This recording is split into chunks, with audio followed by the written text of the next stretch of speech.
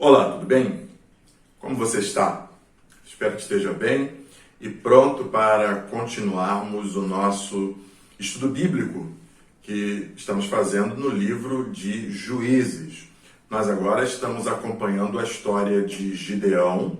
É uma história que envolve 3 capítulos, os capítulos 6, 7 e 8 do livro de Juízes. Portanto, nós vamos trilhar essa história com mais tempo. Nós vamos olhar aí para esses capítulos, olhando os pormenores deles e tentando aproveitar o máximo que pudermos aí do texto bíblico. Na semana passada, ou no último vídeo, nós falamos acerca deste novo ciclo, né? E 2 coisas ficaram muito marcadas acerca deste novo ciclo. A primeira foi o fato de que Deus, ao ouvir o clamor do povo, ao invés de levantar um juiz, antes Deus levantou um profeta para falar ao povo os motivos pelos quais eles estavam naquela situação. Então o profeta foi até eles para relembrar quem era Deus, o que ele havia falado para que eles não fizessem, o que eles fizeram de fato, não deram ouvidos ao que Deus havia dito e, portanto, esta era a razão que eles estavam passando por toda aquela situação. A situação era uma situação humilhante por conta do ataque dos midianitas, que fazia com que depois deles terem tido todo o trabalho de plantar, preparar a terra e tudo mais, quando chegava o momento próprio da colheita, os midianitas vinham, liderando juntamente com outros povos, e levavam tudo o que eles tinham produzido, de maneira que eles precisavam se esconder em covas ou cavernas e assistir à destruição de todo o fruto do seu trabalho. Essa era a situação que Israel estava enfrentando já há muito tempo, e por isso clamaram ao Senhor, e o Senhor, antes de enviar um libertador, enviou um profeta para poder dizer e lembrar eles por que eles chegaram até aquele ponto. Após isto, depois dessa fala, né, de Deus para com o seu povo, esperava-se que houvesse algum tipo de arrependimento, o que efetivamente não aconteceu. Mas mesmo não acontecendo este arrependimento logo depois da fala do profeta, ainda assim o Senhor já havia começado a agir para libertar o povo de Israel dessa situação.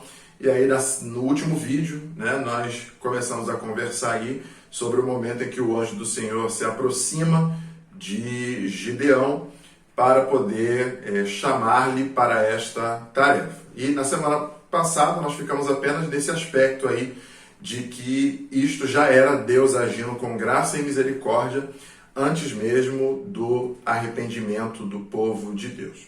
Bom, hoje nós vamos olhar para esta história do chamado de Gideão, né, que vai do versículo 11 até o versículo 40 do capítulo 6. Né? Então agora nós vamos olhar os detalhes aí deste chamado de Gideão, porque ele também tem coisas muito interessantes a nos dizer aqui. Então, como nós sempre falamos, se você quiser, pegue papel e caneta, ou se você faz anotações no seu celular, no computador, seria legal, interessante. À medida que você vai acompanhando, se surgir alguma dúvida, você pode anotar e fazer essa pergunta aí diretamente lá no WhatsApp, pode ser de modo privado, não tem problema. Então, hoje nós vamos nos ater ao capítulo 6, versículo 11 a 40. Nossa sugestão de sempre também, se você ainda não fez essa leitura, pare o vídeo agora, faça a leitura e quando terminar, retorne e a gente segue juntos aqui neste estudo bíblico. Então, vamos lá. Capítulo 6, versículo 11 a 40. Bom, primeiro detalhe que nós olhamos aí para este chamado de Gideão, né, é o fato, e isso nós comentamos também no último vídeo, vamos só relembrar agora, é o fato de que Gideão é narrado como aquele que estava com medo e escondido, preparando alguma comida, a fim de tentar fazer com que aquilo fosse um sustento imediato e que os midianitas não pudessem ver, né? Então, o primeiro retrato de Gideão no texto é de alguém que está escondido, ele está malhando trigo no lagar, como diz o verso 11, né? Então, é esse retrato de um homem temeroso, um homem com medo, um homem que está fazendo as coisas de maneira escondida. E aí o verso 12 do texto que temos, ele vai nos mostrar o anjo do Senhor se aproximando de Gideão, e aí ele solta uma frase que é muito emblemática, né? Diz o verso 12: Então o anjo do Senhor lhe apareceu e lhe disse: O Senhor é contigo, homem valente. Bom, a partir de agora nós vamos perceber um primeiro diálogo, né, de Deus com Gideão. E a primeira fala do anjo do Senhor, o representante de Deus, para Gideão é de que o Senhor estava com ele e que ele era um homem valente. Então, primeiro fato que a gente pega notoriamente estranho, paradoxo, desse texto aqui é o fato de Gideão estar numa situação em que está com medo, está escondido, e o anjo do Senhor chama ele de homem valente. Então, isso aqui já é para dar uma perspectiva a nós da diferença que tem da maneira como Deus vê, né? Como Deus enxerga aqueles a quem ele chama. E uma questão que não pode passar desapercebido por nós aqui é o fato de que o anjo diz para ele assim: o Senhor é contigo. E aqui então começa um diálogo cheio de objeções com o Gideão. Porque depois que o anjo fala que o Senhor era com ele, Gideão vai responder no verso 13 o que ele acha acerca dessa afirmação. E diz assim o verso 13: Respondeu-lhe Gideão: Ai, Senhor meu, se o Senhor é conosco, por que nos sobreveio tudo isto? E que é feito de todas as suas maravilhas que nossos pais nos contaram, dizendo: Não nos fez o Senhor subir do Egito? Porém agora o Senhor nos desamparou e nos entregou nas mãos dos midianitas. Bom, você deve ter percebido que a resposta de Gideão ao anjo do Senhor, na verdade, são duas perguntas. Ele devolve, né? Ele faz uma resposta fazendo, na verdade, duas perguntas. E duas perguntas que, por trás delas, tem todo um raciocínio, tem toda uma linha de pensamento, e eu acho que você vai se identificar, porque até hoje este tipo de pensamento é muito presente na vida das pessoas. A primeira parte da resposta Gideão diz: se o Senhor é conosco, por que nos sobreveio tudo isto? Né? Então é aquele questionamento clássico. Se o Senhor existe, se o Senhor está presente, se o Senhor se importa mesmo comigo, por que eu estou passando por esse tipo de sofrimento? Por que o meu povo está passando há tanto tempo por esse tipo de sofrimento? Como conciliar a ideia de um Deus que está comigo com o sofrimento que nós estamos vivendo, né? E é claro que nós que estamos acompanhando a história sabemos que todo esse sofrimento tem um propósito. Ele não é resultado do abandono de Deus, pelo contrário, ele é resultado do abandono do povo a Deus, o abandono à aliança, a desobediência àquilo que Deus havia determinado a eles. Então, esta é a verdadeira causa. Mas o Gideão ele está completamente imerso, né, em todo o seu contexto cultural, que ele parece completamente distante dessa percepção de que aquilo que está acontecendo tinha um propósito divino maior, que era o propósito do arrependimento, que era o propósito do retorno do povo à confiança em seu Deus exclusivamente. Então, essa primeira pergunta aqui já é uma pergunta muito natural que as pessoas costumam se fazer, né? Se eu estou sofrendo, como acreditar, como perceber que Deus está comigo? A segunda parte da resposta de Gideão, ou a segunda pergunta, tem a ver com sinais que Deus já havia feito em meio ao seu povo, né? Ele diz: e que é feito de todas as suas maravilhas que nossos pais nos contaram, dizendo: não nos fez o Senhor subir do Egito? A pergunta que Gideão está fazendo é a seguinte: quando é que o Senhor vai enviar um outro Moisés para resolver o nosso problema? Quando é que o Senhor vai fazer conosco a mesma coisa que o Senhor fez quando libertou o povo do Egito? Cadê o novo Moisés? Cadê o novo líder? Por que a gente está há tanto tempo aguardando que este novo Moisés apareça? E aí, no verso 14, Deus vai responder este tipo de questionamento do Gideão. Mas antes disso, perceba, né? A pergunta de Gideão é uma pergunta na qual ele não se inclui como parte da solução desse problema. Ele está querendo saber quando Deus vai enviar o outro que vai resolver. Não tem aquela perspectiva de dizer: olha, Senhor, eu estou aqui, o Senhor me usa como instrumento seu para resolver esse problema. O que o Senhor quer fazer comigo? O que o Senhor quer fazer em mim? Não tem essa perspectiva. Tem a perspectiva de quando é que o Senhor vai resolver o meu problema a partir de um outro que o Senhor vai levantar. É uma posição muito passiva, né? De alguém que está esperando passivamente as coisas se resolverem, e se elas não se resolvem, a culpa naturalmente é de Deus, que até agora não fez nada para que essa situação se resolvesse. E aí, no verso 14, Deus vai responder a este questionamento de Gideão. Então se virou o Senhor para ele e disse: vai nessa tua força e livra Israel da mão dos midianitas. Porventura não te enviei eu? Então, na resposta do Senhor a Gideão, ele será este novo líder. Ele estava esperando que fosse uma outra pessoa, ele agora é confrontado com a ideia de que ele será este novo líder, e ele será porque o Senhor está enviando ele para esta empreitada, né? E é interessante porque o texto faz questão de dizer, né, colocando para nós as palavras do Senhor, diz para ele: vai nessa tua força.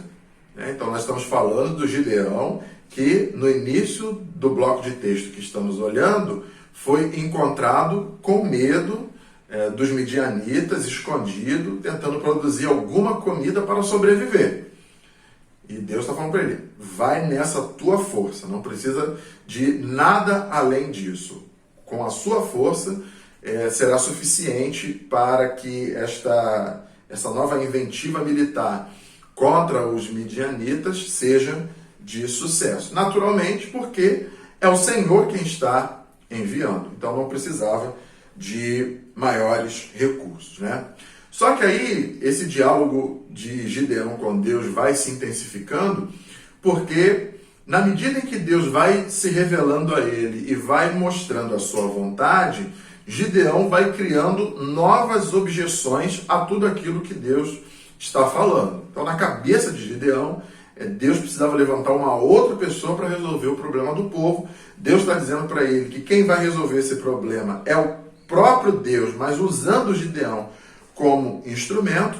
E aí, no verso 15, Gideão dá mais uma resposta que apresenta objeções a Deus, né? Diz o texto: e ele lhe disse: ai, Senhor meu, com que livrarei Israel?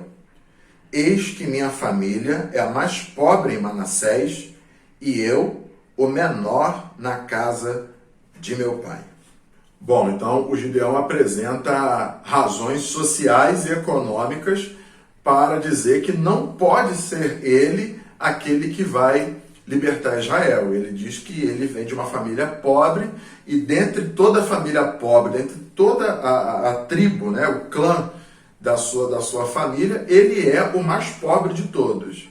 Então, ele de alguma maneira está querendo dizer que, na cabeça dele, para ter sucesso nessa intervenção militar, a pessoa que fosse intervir, que fosse agir, que fosse liderar, precisaria ser alguém que tivesse muito dinheiro, né, para talvez negociar ou comprar a liberdade, enfim. Mas ele está dizendo, olha, eu venho de uma família pobre e de toda a minha família eu sou o mais pobre, eu não tenho condições de resolver esse problema, né? E aí, o verso 16, continua esse diálogo, o Senhor respondendo a mais esta objeção de Gideão. E diz assim, tornou-lhe o Senhor, já que eu estou contigo, ferirás os midianitas como se fossem um só homem. Então, parte da dificuldade de Gideão em acreditar que aquela situação poderia terminar num sucesso, a dificuldade dele em acreditar nisso estava no fato de que ele olhava para si e não conseguia encontrar recursos suficientes para resolver esse problema. De alguma maneira, parecia achar que Deus apenas estava enviando a ele, Gideão, na força dele e que nada mais o acompanharia para lhe dar apoio, para lhe ser suporte. E Deus está, no verso 16, deixando bem claro, já que eu estou contigo, e aqui é para deixar claro para o Gideão, de que, portanto, não se trata da força dele, não se trata da capacidade dele, mas se trata do fato de que é Deus quem o está enviando e, ao mesmo tempo, é Deus quem está prometendo permanecer, continuar com ele durante toda essa empreitada militar.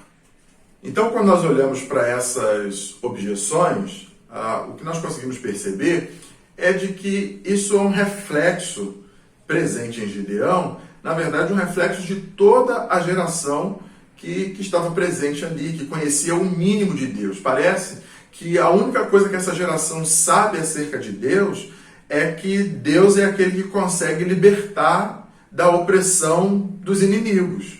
Parece que não há mais nenhum outro tipo de conhecimento de Deus. Eles só vão falar com Deus quando estão em apuros, quando passam por situações muito difíceis. Fora isso, não tem mais nenhum tipo de contato e de relacionamento com Deus. Parece que a adoração a Deus nestes tempos se tornaram adorações meramente formais, protocolares, mas não havia entrega de vida, de coração. Então, é exatamente por isso que Gideão vai apresentando essas dificuldades, porque ele não parece mais lembrar. E é interessante porque há pouco tempo, né, nesse mesmo diálogo, ele citou sobre as maravilhas que Deus havia feito no Egito, e uma das coisas que são marcantes da saída do povo do Egito era o fato da presença de Deus constantemente com o povo, né? Você deve lembrar do texto que falava que enquanto o povo caminhava, Deus fazia com que uma coluna de fogo estivesse à frente do povo durante o dia, de nuvens durante a noite, para o povo sempre seguir em frente.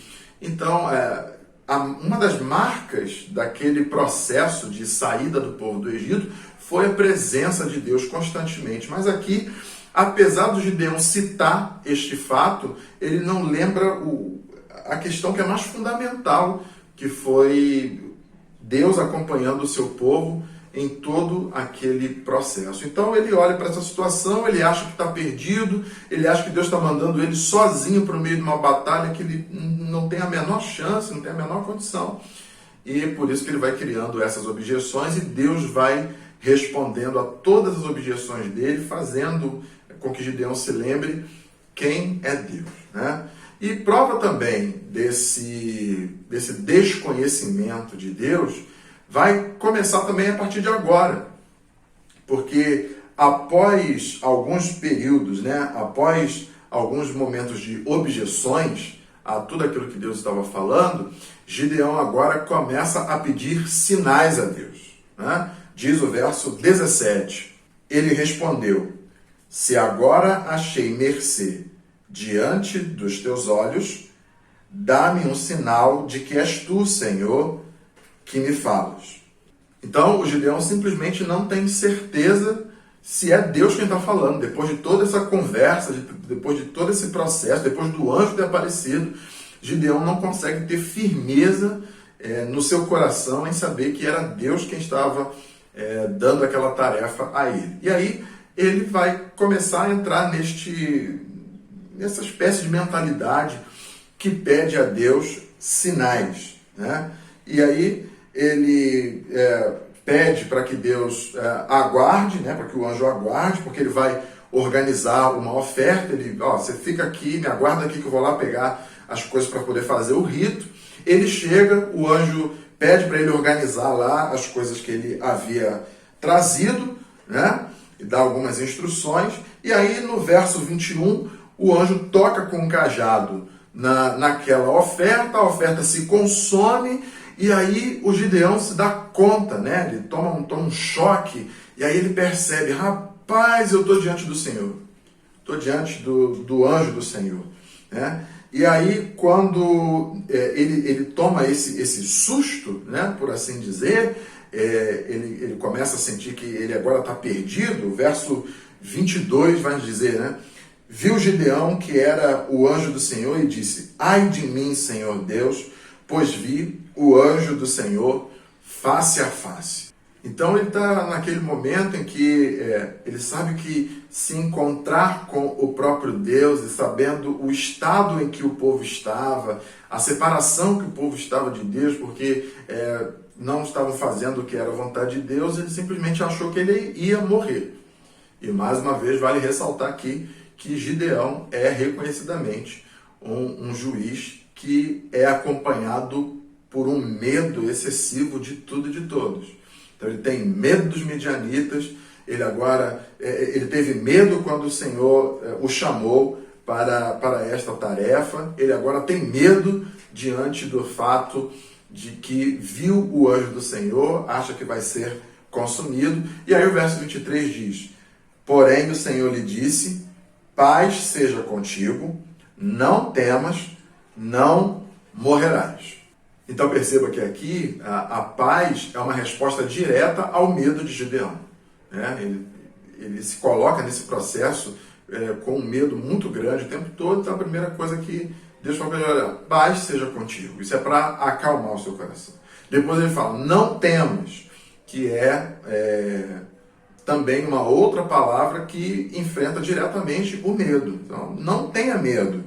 E a terceira é, não morrerás. E aqui Deus está deixando Gideão tranquilo de que todo esse processo que está acontecendo com ele não irá resultar na sua morte. Parece que o medo da morte virou uma constante não só para Gideão, mas para todo o povo, e isso está registrado lá no início, o fato deles se esconderem em covas e cavernas. A ideia de covas aqui mostra também esta relação de proximidade com a morte, né? Então, isso aqui que acontece com Gideão, esse tipo de sentimento que Gideão está tomado, na verdade, todo o povo de Israel está passando por esse momento aflitivo, com medo da morte, e aí vem o Senhor falando para ele, olha, você fica tranquilo, paz seja contigo, não temas, não morrerás.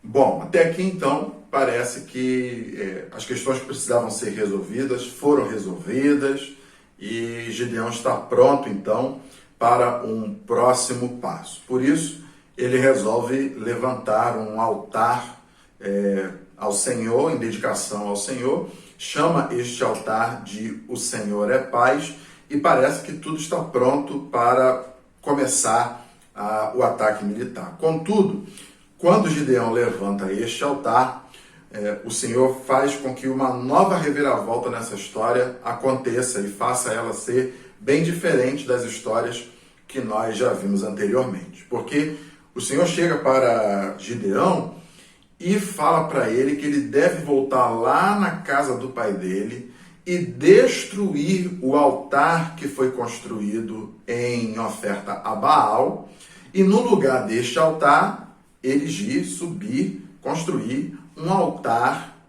em adoração ao Senhor de Israel, né? Então, é como se estivesse dizendo o seguinte, olha, antes de você enfrentar os inimigos externos, vocês precisam enfrentar os verdadeiros inimigos, que são os inimigos internos, são os outros deuses que tomaram, de alguma maneira, o coração de vocês, fazendo com que vocês idolatrassem e abrissem mão da aliança que havia sido proposta. É claro, nós estamos olhando aqui para aquela situação, conforme nós já conversamos, que idolatria, especialmente no livro dos Juízes, não significa trocar o Deus de Israel pelos deuses dos cananeus. O que acontecia, na verdade, era uma espécie de combinação, né? Ou seja, ainda tinha algum resquício de história acerca de Deus, alguma adoração acerca do Deus de Israel, tanto tinha que era justamente nesses momentos de aflição que eles clamavam a Deus. Mas também tinha a adoração aos deuses da agricultura, da fertilidade, da guerra, presentes ali no ambiente cananeu. Então, essa fusão de adoração, essa tentativa de combinar o culto a Deus com o culto a outras divindades, era exatamente isso que estava trazendo todo aquele problema para Israel. E não adiantaria nada vencer os midianitas se esta situação não fosse vencida. Essa é a verdadeira guerra. Arrancar o ídolo do coração para que ali seja um lugar de adoração única e exclusivamente do Deus de Israel. Bom, e como nesse momento o coração de Gideão estava mais fervoroso, né? Ele já tinha tido um primeiro diálogo com Deus, Deus havia respondido a todas as objeções dele, ele já havia pedido um sinal, Deus havia dado sinal a ele, então ele se sente encorajado para fazer conforme o Senhor havia lhe ordenado, né? Então ele vai para arrancar o altar de Baal que tem na casa do seu pai, Joás. Contudo, ainda tem ali o resquício do medo, e o texto vai nos dizer, você deve ter lido, deve ter percebido, que o texto faz questão de destacar que ele resolve fazer isso à noite, porque está preocupado com a reação das pessoas ao redor dele. Ele sabe que fazer isto vai lhe trazer perigo de vida.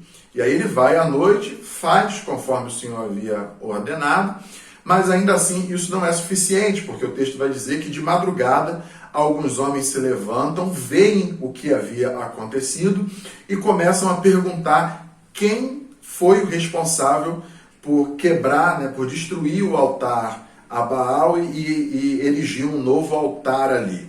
E aí rapidamente eles descobrem que esta pessoa foi Gideão e eles vão bater lá na porta do Joás para que, e o texto diz claramente isso, né, olha, coloque seu filho para fora porque nós vamos matar ele por conta daquilo que ele fez. E aí, diferente do seu filho, Joás foi muito valente ao enfrentar aqueles homens, né, e basicamente dizendo a eles, olha, se vocês acham que Baal foi profanado, Baal que se defenda. Vocês não têm que fazer vingança em nome de Baal. Então, assim, são muitas emoções para um juiz medroso, né? Ele foi defendido por seu pai. E aí agora nós olhamos para o texto, parece que vai, né? Ou seja, o que tinha para acontecer, já aconteceu. Gideão já ouviu o Senhor falar, já pediu sinais, Deus lhe atendeu, Deus respondeu a todas as suas objeções, Deus pediu para ele ir lá desfazer o altar, ele fez como o Senhor havia ordenado, então parece que está tudo pronto, agora a gente fica naquela expectativa, né? Agora a batalha vai começar. E aí, quando a gente pensa que a batalha vai começar, a gente pensa, agora vai, não vai, né? Não foi. Porque aí os versos 36 e 37 vão nos mostrar uma espécie de recuo de Gideão no que se refere a essa segurança de fazer a vontade de Deus. Diz assim os versos 36 e 37. Disse Gideão a Deus, se hás de livrar a Israel por meu intermédio, como disseste, eis que eu porei uma porção de lã na eira, se o orvalho estiver somente nela, e seca a terra ao redor, então conhecerei que hás de livrar Israel por meu intermédio, como disseste. a sensação é aquela, né, de que parece que Gideão dá um passo para frente e 2 passos para trás. E aí ele pede um novo sinal a Deus, né? E aí ele fala, olha, eu vou colocar aqui, é o famoso episódio da lã, né? Eu vou colocar a lã aqui e se tiver orvalho nela e a terra ao redor estiver seca, eu vou saber que foi o Senhor. E aí o que é mais incrível é que desde o início você percebe a longanimidade de Deus. O quanto Deus vem sendo longânimo com Gideão no sentido de acolher a estes pedidos, ainda que não fosse necessário. Né? Então, Deus com toda a paciência respondeu às objeções, ele pediu o primeiro sinal, Deus deu o sinal, ele agora pede um segundo sinal e Deus resolve. E aí Gideão pede um terceiro sinal, que é basicamente a mesma estrutura, só que aí é o contrário, né? Ele inclusive fala, olha, o Senhor não se ira comigo não, mas se realmente for isso mesmo que o Senhor quer de mim, então nessa noite eu vou botar de novo as mesmas coisas no lugar, só que agora a lã precisa estar seca e a terra precisa estar molhada. E Deus mais uma vez atende ao pedido de Gideão.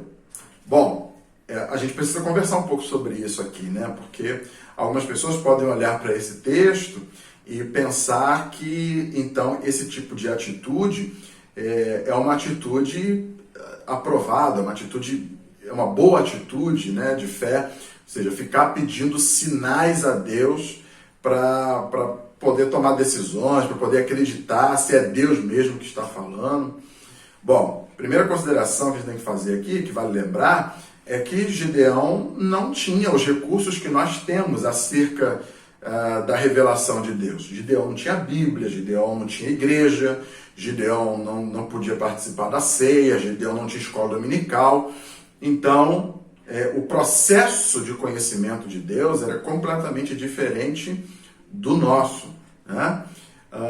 Uma outra coisa que vale perceber é que não tem problema nenhum em querer consultar a Deus, buscar a Deus para saber qual é a vontade dele. Isso é uma coisa, né? Querer entender que todas as decisões que nós tomamos na vida precisam glorificar a Deus. Não podem ser apenas boas decisões baseadas, sei lá, em padrões éticos, morais, por conta das circunstâncias, mas todo e qualquer tipo de decisão nossa precisa glorificar a Deus. E não tem problema querer orar e falar com Deus e pedir ao Senhor sabedoria. A Bíblia fala, né, que quem quer sabedoria, peça a Deus, porque ele distribui, ele dá liberalmente.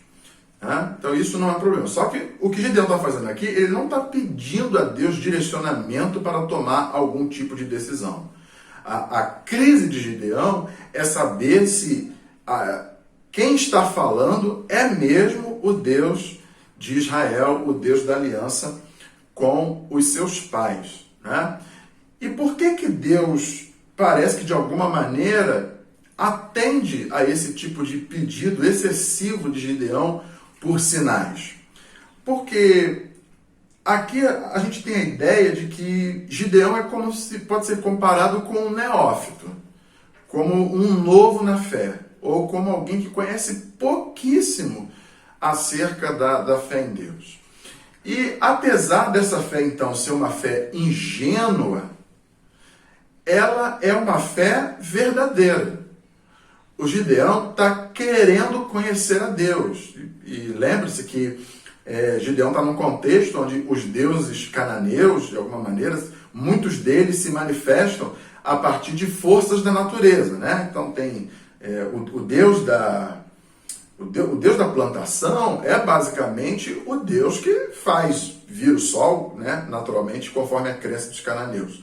É o Deus que faz vir o sol, é o Deus que faz vir a chuva, para deixar a terra pronta para esse processo. Né? Então, o que ele está querendo saber é se este Deus de Israel é um Deus semelhante aos deuses dos cananeus, ou se ele consegue manipular as forças da natureza. O que Gideão quer saber é se esse Deus é mais poderoso que os deuses dos cananeus. E é por isso, por exemplo, que os dois pedidos dele têm a ver com essa demonstração de força da natureza. Né? Então, num dia eu quero que a lã esteja molhada e a terra seca. No outro dia eu quero que a lã esteja seca e a terra molhada. Então, é uma visão de fé muito ainda iniciante.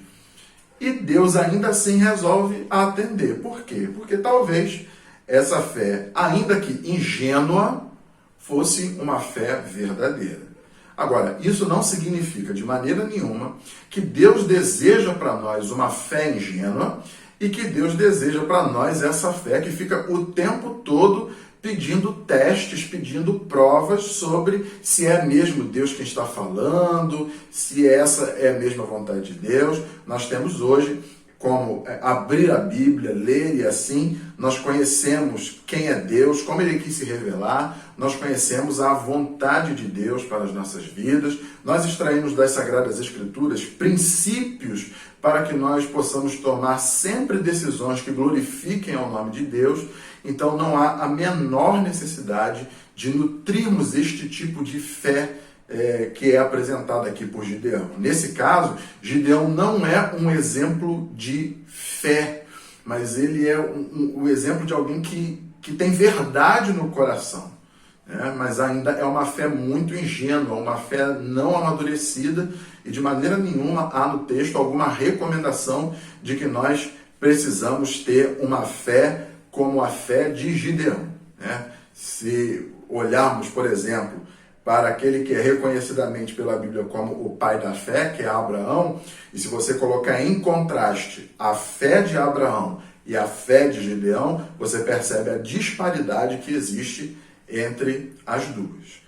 Bom, essas foram as questões que nós vimos que envolvem aí o chamado de Gideão, né? Um homem sempre com muito medo diante desse contato com Deus sobre este novo processo de libertação de Israel, esse homem que cria objeções o tempo todo para ele ser a resposta que Israel precisa. Ele quer que Deus envie uma outra pessoa, ele quer que exista uma outra resposta, e depois essa fé ingênua que vai o tempo todo, né, questionando se é Deus mesmo, se é essa mesma vontade de Deus. Esse homem, como nós dissemos aqui, que parece que dá um passo para frente e 2 passos para trás até a efetiva concretização da vontade de Deus para a vida dele. Então, dito isto, vamos às nossas reflexões baseadas nesse bloco de texto que estudamos aqui. Bom, a primeira reflexão que nós podemos fazer, voltamos os nossos olhares lá para o início do texto, e lembramos que Gideão entrou em crise quando o anjo falou: olha, o Senhor é contigo. Ele, de alguma maneira, pensou: como Deus pode ser comigo diante de tanto sofrimento que nós estamos vivendo, né? Conversamos aqui, é aquela mentalidade clássica, aquela pergunta clássica: por que comigo? Por que agora? Por que desse jeito? Se o Senhor diz que está comigo, por que eu sofro se Deus está comigo? E aí, agora a pergunta é direcionada a você. Você, quando passa por problemas, você costuma pensar que Deus te abandonou, ou que Deus está te castigando, virou as costas para você? Ou você consegue pensar que no meio destes problemas, a glória de Deus vai se manifestar? Então, Gideão não fazia ideia de que toda aquela situação serviria como propósito para o coração do povo se voltar para Deus. Ele pensava que tudo aquilo significava um abandono de Deus. Só que às vezes nós pensamos exatamente como Gideão. Pensamos que Deus nos abandonou por conta dos problemas que estamos sofrendo e deixamos de perceber que talvez estes mesmos problemas signifiquem a manifestação poderosa de Deus nas nossas vidas. Uma outra questão interessante aqui nesse texto que lemos, ainda naquela parte do início, é quando Gideão questiona a Deus sobre quando ele haveria de levantar um novo líder, um novo Moisés, quando que eles viveriam um momento como foi o que aconteceu com o povo no Egito, né? Ele naturalmente ele não se vê como parte da resposta, mas ele quer que essa resposta venha de um outro alguém. E aí nós inevitavelmente paramos para pensar, né?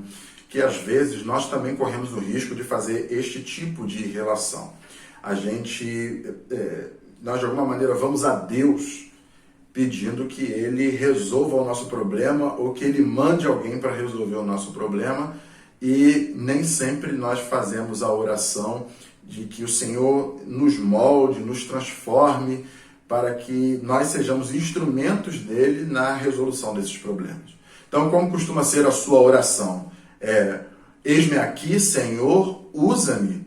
Ou a sua oração é: Senhor, envia alguém para resolver o meu problema? Então, acho que é uma reflexão necessária pensarmos aí sobre isso. Pensar que a resposta nem sempre está num outro alguém, nem sempre está fora de nós, mas a resposta para os problemas pode ser uma atuação de Deus nas nossas vidas e através de nós naquilo que se refere aos conflitos que vivemos, né? Então, vale a pena parar para pensar. Bom, você deve ter percebido que um problema existente em Israel era o fato de que Israel resolvia combinar o culto a Deus e o culto aos deuses cananeus. Ele não era uma troca, mas era uma combinação. Adorava-se a Deus e adorava-se também aos deuses cananeus. Isso é muito marcante para nós, porque hoje existem estes deuses, estas realidades que tentam tomar o nosso coração. Eles não têm os mesmos nomes, como Baal, né? Mas hoje os outros deuses podem ser chamados de dinheiro, poder, ideologia, sexo, e tantas outras realidades que existem que podem tomar o nosso coração. Realidades que apontam para o fato de que nós não nos encontramos satisfeitos em Deus e por isso buscamos essas outras coisas para tentar satisfazer o nosso coração, de maneira que a gente não vai percebendo que quanto mais temos essas outras divindades, quanto mais nos nutrimos delas, mais o nosso coração se sente insaciado e ele vai pedir sempre mais. Então é preciso perceber que há um perigo muito grande de nós falarmos sobre Deus, dizer que conhecemos a Deus, frequentarmos uma igreja e ainda assim termos outras divindades no nosso coração. Mas a Bíblia nos lembra que Deus não divide a sua glória com ninguém. A gente precisa quebrar, derrubar todos os altares de outros deuses para que o nosso coração seja um único altar para um único Deus, o nosso Deus. Então, é preciso fazer essa reflexão, ela precisa ser, de certa maneira, fria, tem que ser honesta, e perceber se a gente não anda confiando muito no nosso dinheiro, no nosso trabalho, se a razão da nossa alegria não está, às vezes, numa ideologia, não envolve questões de sexualidade, mas se a nossa satisfação, se a nossa verdadeira alegria está diretamente centrada no nosso Deus. Vale a pena pensar sobre isso. Bom, Gideão tinha uma busca sincera por Deus, mas sua fé era imatura, né? Ele vivia pedindo sinais a Deus. Hoje, para conhecermos a Deus, nós temos as Sagradas Escrituras. Elas nos revelam quem Deus é e o que Ele deseja para nós. Quando você costuma tomar decisões, você pensa em glorificar a Deus com as suas decisões ou você só quer tomar boas decisões?